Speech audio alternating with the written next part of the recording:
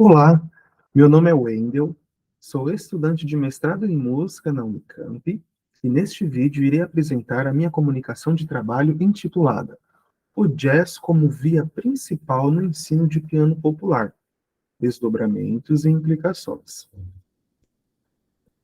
Esta comunicação de trabalho é um recorte de minha pesquisa de mestrado em andamento, orientada pelo professor doutor Antônio Rafael Carvalho dos Santos, o qual é coautor deste texto. Minha pesquisa de mestrado tem o seguinte título: Práticas de ensino de piano popular na região metropolitana do estado de São Paulo, um estudo de caso em duas instituições. Após um levantamento sobre publicações, identifiquei que, passados 50 anos desde o ingresso da música popular na Fundação das Artes e a criação do clã, há escassez de pesquisas acadêmicas sobre o ensino de música popular, sobretudo o ensino de piano popular, no estado de São Paulo. Ainda assim, importantes trabalhos foram desenvolvidos, como os das autoras Ana Carolina Couto, Juliana Silva e Priscila Ramamoto, os quais são fonte de inspiração para a realização da minha pesquisa. Os objetivos, então, da minha pesquisa são contextualizar as origens do ensino institucional de música popular em São Paulo e investigar como o ensino de piano popular tem se desenvolvido em duas instituições da região metropolitana, Fundação das Artes de São Caetano do Sul e Escola de Música do Estado de São Paulo Tom Jobim, a EMESP Tom Jobim, procurando identificar o que e como tem sido ensinado pelos professores. Estudo de caso coletivo e abordagem qualitativa foram ferramentas metodológicas utilizadas. A coleta de dados aconteceu através de entrevistas, trabalho de campo ao longo de um semestre letivo em cada instituição e análise curricular. Assim, esta comunicação é um recorte desta pesquisa de mestrado, onde irei abordar o trabalho de campo realizado na Fundação das Artes, apontando o currículo da instituição, o conteúdo das aulas observadas e a abordagem de ensino dos professores. Vale lembrar que professores e estudantes participantes de minha pesquisa terão a identidade mantida em sigilo. Pesquisando, então, acerca do ensino institucional de música popular no estado de São Paulo, identifiquei dois marcos históricos. O primeiro dele, a década de 50.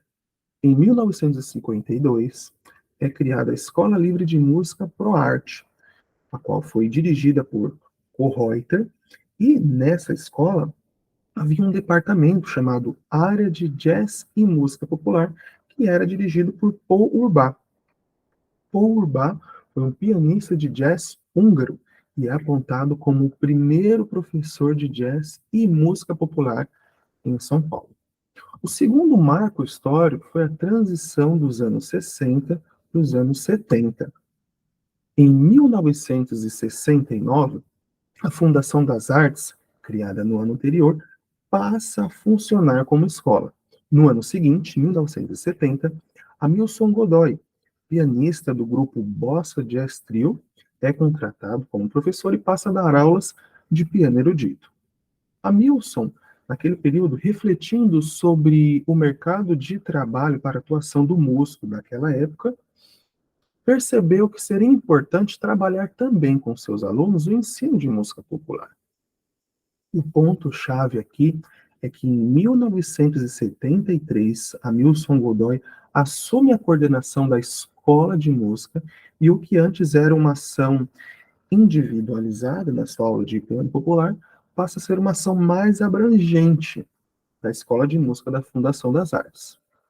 Também no ano de 1973 é criado o CLAN, Centro Livre de Aprendizagem Musical, também conhecido como Escola de Música do notável grupo Zimbo Trio. Falando agora sobre o curso de piano popular da Fundação das Artes.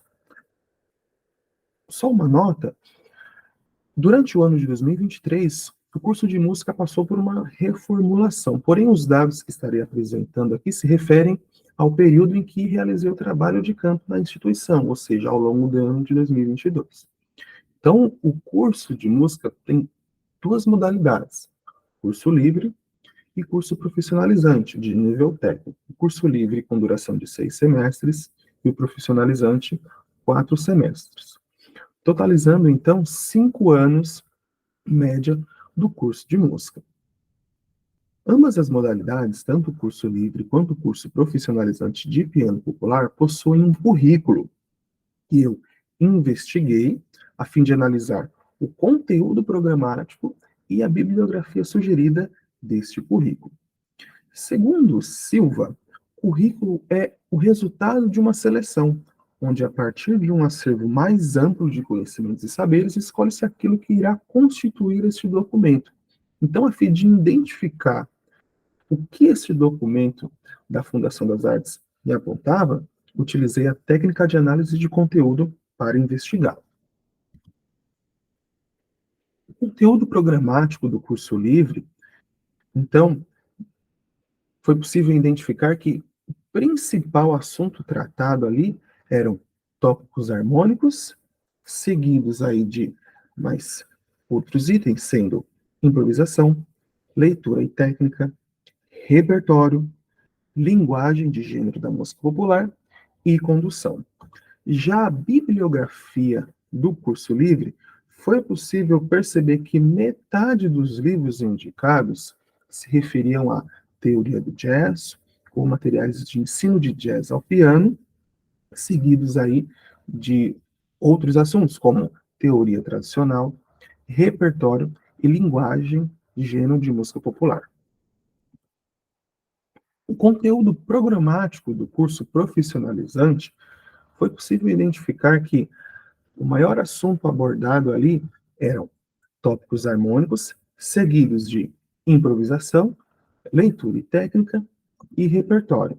E mais uma vez, a bibliografia, agora do curso profissionalizante, foi possível identificar que também metade dos livros indicados se referiam à teoria do jazz ou ensino do jazz ao piano, seguidos de teoria tradicional, repertório e linguagem de gênero de música popular.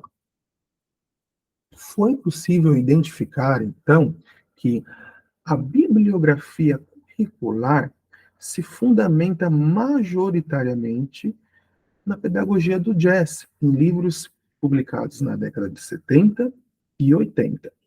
E os livros de repertório apontados foram Real Book, Blues Anon e Jazz Anon, livros com forte relação com o repertório jazzístico. Agora, falarei sobre a abordagem de ensino dos professores observados. O professor P1 deu aulas, então, durante o semestre, para o estudante A1, que cursava o primeiro semestre do curso livre.